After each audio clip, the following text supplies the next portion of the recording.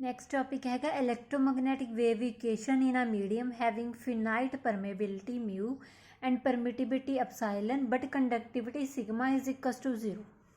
ਆਪਾਂ ਇਲੈਕਟ੍ਰੋਮੈਗਨੈਟਿਕ ਵੇਵਿਕੇਸ਼ਨ ਲੈਣੀ ਹੈ ਮੀਡੀਅਮ ਦੇ ਵਿੱਚ, ਜਿਸ ਦੇ ਵਿੱਚ ਆਪਣੀਆਂ ਸਾਰੀਜ਼ ਵੈਲਿਊ ਨੋਨ ਹੈ, ਸਾਰੀਆਂ ਵੈਲਿਊ ਦਿੱਤੀਆਂ ਹੋਈਆਂ, ਸਿਰਫ ਸਿਗਮਾ ਜਿਹੜੀ ਹੈਗੀ ਹੈ ਕੰਡਕਟਿਵਿਟੀ ਉਹ ਕੀ ਹੈ 0 ਹੈ। ਆਪਾਂ ਮੈਕਸ ਵੈਲਿਊਕੇਸ਼ਨਸ ਕੀਤੀਆਂ, ਉਸ ਦੀ ਜਨਰਲ ਫਾਰਮ ਕੀ ਹੈ del cross E is equals to minus curl B upon curl T, del cross H is equals to J plus curl D upon curl T and del dot D is equals to rho and del dot B is equals to 0। Given medium के case के अपने को permittivity ते permeability की value known है, that means D is equals to आप epsilon into E लिख सकते हैं, बी नूं आपां लिखांगे mu into H. Conductivity sigma अपने को की है 0 है। मीडियम परफेक्ट इंसुलेटर है जिस दे विच कोई भी जिहड़ा करंट हैगा मीडियम दे विच वो नहीं हैगा, दैट मीनस जे भी अपने को की आएगी 0 आएगी। तो डेल क्रॉस एच नूं आपां की लिखांगे, जे वाला पार्ट 0 तो करल डी अपॉन करल टी दे इक्वल। डेल क्रॉस एच हुण आपां डी की जिहड़ी वैल्यू पुट करांगे एप्सिलॉन इंटू ई, डेल डॉट डी अपने को की है 0 है, इत्थे आपां डी की वैल्यू सबस्टिट्यूट कर सकते हैं, del dot epsilon E is equals to 0। अगर एप्सिलॉन नॉट इक्वल्स टू 0 आपां लैके चले हैं भी एप्सिलॉन फिनाइट वैल्यू है, तो एप्सिलॉन नॉट इक्वल टू 0 है, that means del dot E is equals to की आएगा 0 आएगा। आपां वेविकेशन ऑबटेन करन दे लई in the term of electric field आपां की करांगे, जिहड़ी फर्स्ट इक्वेशन लैके चले सी del cross E is equals to minus curl B upon curl T, उत्थे जिहड़ा करल प्रोडक्ट है दोनों साइड करल लै लांगे। करल लैण तो बाद अपने को डेल क्रॉस ई है जिहड़ा उस दे उपर आपां फार्मूला लगावांगे। फार्मूला लगाने तो बाद अपने को del cross E is equals to किस इक्वल आ जाएगा minus del square into E दे, तो minus del square into E किस इक्वल आ गया minus mu curl upon curl T epsilon into curl E upon curl T दे equal आ गया, that means del square E is equals to mu epsilon curl square E upon curl T square दे equal है। Similar way दे नाल आपां जिहड़ी second equation सीगी del cross H is equals to epsilon curl E upon curl T, उत्थे दोनों side आपां करल लैके चलांगे, तो अपने को करल लैण तो बाद फिर आपां जिहड़ा डेल क्रॉस एच है उस दे उपर फार्मूला लगावांगे। फार्मूला लगाउण तो बाद अपने को minus del square H is equals to epsilon curl upon curl T minus of curl B upon curl T दे इक्वल आ जाएगा। इत्थे आपां जिहड़ी वी है म्यू इंटू एच उस दी वैल्यू सबस्टिट्यूट करांगे, then minus del square H is equals to mu epsilon curl square H upon curl T square. तो ये हैगी in the terms of H, जिहड़ी आपां पहला कैलकुलेट कीती सी ओह हैगी सी in the terms of E. Next है वेव वेलोसिटी। हुण जिहड़ी ई एम वेविकेशन है इलैक्ट्रिक फील्ड ते एच उन्हां नूं आपां किवें लिख सकदे हां del square E minus mu epsilon curl square E upon curl T square equal to 0। इस इक्वेशन नूं लिखांगे del square H minus mu E epsilon curl square H upon curl T square is equal to 0। हुण one dimension के case दे विच अगर आप x axis की गल करिए तो सारे आप एक्स एक्सिस की टर्म्स लैने इक्वेशन, उस तो बाद जी जरनल वेविकेशन है उस दे नाल कंपेयर करांगे। जरनल वेविकेशन की है curl square Y upon curl X square minus 1 upon C square curl square Y upon curl T square is equal to 0। इतों अपने को जी वेलोसिटी ऑफ वेव है वो आप कैलकुलेट कर सकते हैं, C is equal to 1 upon root mu epsilon तो इत्थे म्यू की जी वैल्यू है 4 pi into 10⁻⁻7 H per meter है, तो एप्सिलॉन की वैल्यू 8.85 इंटू 10⁻12 फेमटोमीटर हैगी है। वैल्यूज पुट करांगे दैन सी की वैल्यू अपने को आ जाएगी 2.9 इंटू 10⁸ मीटर पर सेकेंड। ठीक है, नैक्सट टॉपिक हैगा पॉइंटिंग वैक्टर। जिहड़ा क्रॉस प्रोडक्ट हैगा इलैक्ट्रिक फील्ड वैक्टर ई दा ते मैगनैटिक फील्ड वैक्टर एच दा, ठीक है, दोनों का क्रॉस प्रोडक्ट है, उसनूं आपां की कहांगे पॉइंटिंग वैक्टर कहांगे ते डिनोट करांगे एस दे नाल। Then S is equals to E cross H. इसदा जिहड़े नेम है वो किवें पे जे एच जिहड़ा पॉइंटिंग हैगा उसने इसनूं डिस्कवर कीता, जां आपां कहांगे भी उस दे यूनिट्स वगैरह अपने कोले की हैगे जाउल पर सेकेंड पर स्क्वायर मीटर। ठीक है, पॉइंटिंग वैक्टर ते EM वेव हुण S इज इक्वल टू किस दे इक्वल है E क्रॉस H दे है ठीक है। EM वेव अगर अपने को एक्स एक्सिस दे अलोंग प्रोपागेट कर रही है तो इलैक्ट्रिक वैक्टर अपने को डायरैक्ट किया होया अलोंग Y एक्सिस दे नाल ठीक। तो मैगनैटिक वैक्टर किहड़े एक्सिस दे अलोंग होएगा Z एक्सिस दे। तो E की जगह ते आपां J इंटू EY पुट करांगे H की जगह ते K इंटू HZ पुट करांगे तो S is equal to I cap EY into HZ बन जाएगा। तो EY HZ की है एनर्जी पर सैकेंड पर यूनिट एरिए दे नाल। तो पॉइंटिंग वैक्टर अपने को की है gives the time rate of flow of EM wave energy per unit area of the medium. Next है power flux of an EM wave Poynting theorem and the equation of continuity ठीक है।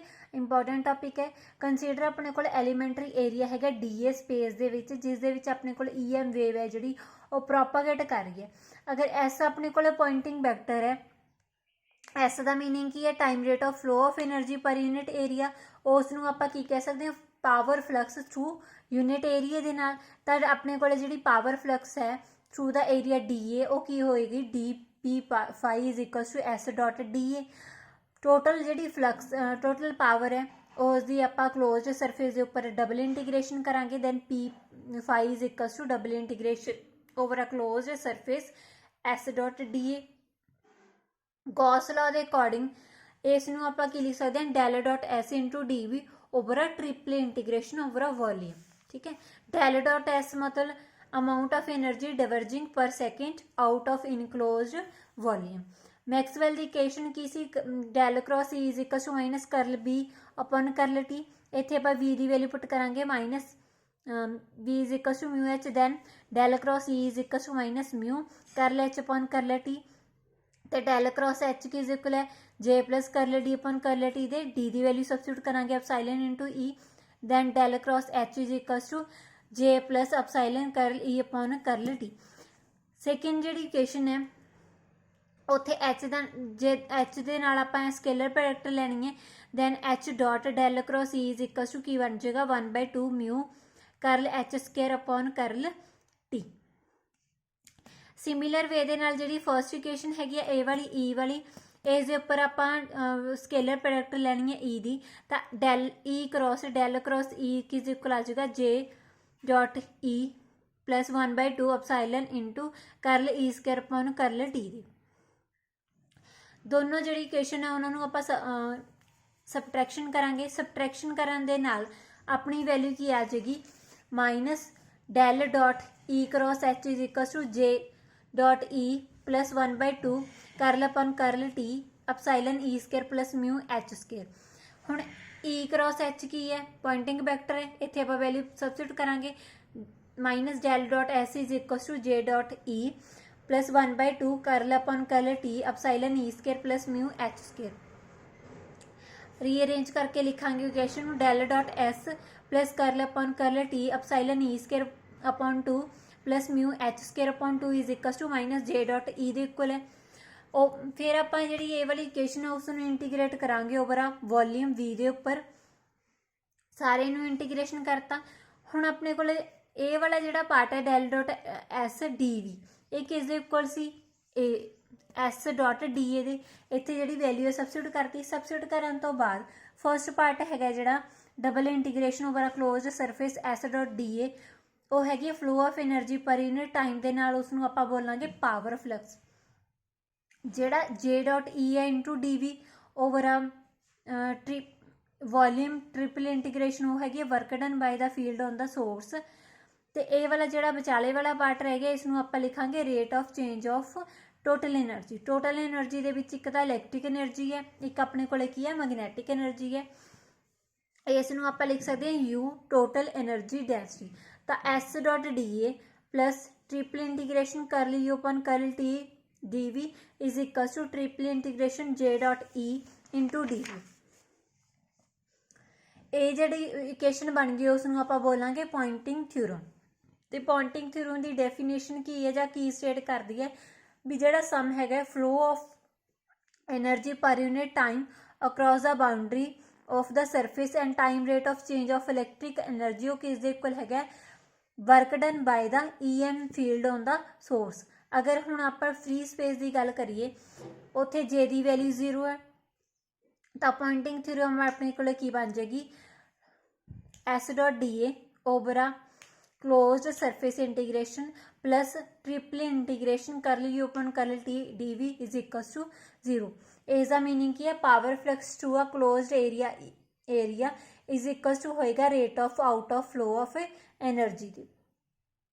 Equation of continuity के लिए S.dA की value आप del dot S into dV put करांगे तो अपने को इक्वेशन की बन जाएगी डेल डॉट S प्लस करली upon curly T is equals to 0। ये हैगी है इक्वेशन ऑफ कॉन्टीन्यूटी। नैक्सट है electromagnetic waves in medium with finite mu epsilon and sigma and its solution and skin depth. पहला आप लैके चले जो म्यू तो अपसाइलन फिनाइट वैल्यू से सिग्मा 0 सीगा। इत्थे अपने को सारिया जिहड़ियां वैल्यू आ वो फिनाइट वैल्यू रखिया हुई ने बिल्कुल सेम अपने को जिहड़ी हैगी है डेरीवेशन इज होएगा। उस तो बाद अपने को जिहड़ा न्यू आ वो की है तुहाडे कोले वो है स्किन डेप्थ। ठीक है स्किन डेप्थ की है भी जिहड़ा ओ वाला डिस्टेंस जिथे जाके अपने कोले जिहड़ा एंपलीट्यूड है फील्ड वैक्टर का वो रिड्यूस हो जाता है 1/एप्साइलन वैल्यू के नाल। हुण EX है ठीक है EX नूं आपां किवें रिप्रजेंट करांगे E0 e⁻−kx तो k की वैल्यू हैगी है म्यू सिग्मा ओमेगा अपन 2 की 1/2 है। स्किन डेप्थ नूं अगर आपां डेल्टा का डिनोट कर रहे हैं तो E डेल्टा की बन जाएगा 1/e इंटू E0 की है वो वाला एंपलीट्यूड जिहड़ा घट रहा है ये वाला न्यू एंपलीट्यूड है। डेप्थ कितनी है इस उपर आ वाली डेल्टा तो E डेल्टा अपॉन E0 किस इक्वल आ जाएगा e⁻−1 दे। इतों आप E डेल्टा की जी वैल्यू है वो पुट कर देंगे वो की आ जाएगी E0 e⁻k delta upon E0 is equal to e⁻−1 तो e⁻k delta is equal to किस इक्वल आ जाएगा e⁻−1 दे तो k delta is equal to आ जाएगा 1 दे इक्वल। तो इतों आप डेल्टा जी स्किन डेप्थ तो कैलकुलेट करांगे 1/k that means 2/μ sigma into omega उसकी पूरे की पावर 1/2 तो आप कैलकुलेट कर ली स्किन डेप्थ जिहड़ी की है वो वेरी कर रही है universally square root of conductivity के नाल। कंडक्टिविटी की हैगी अपने को सिग्मा तो फ्रीकुएंसी के नाल। कॉपर के लिए आप सिग्मा की वैल्यू नोन है म्यू की वैल्यू नोन है सारी वैल्यू सबस्टिट्यूट करांगे ओमेगा की वैल्यू नोन है दैन अपने को जी डेल्टा उसकी वैल्यू की है कैलकुलेट हो जाएगी।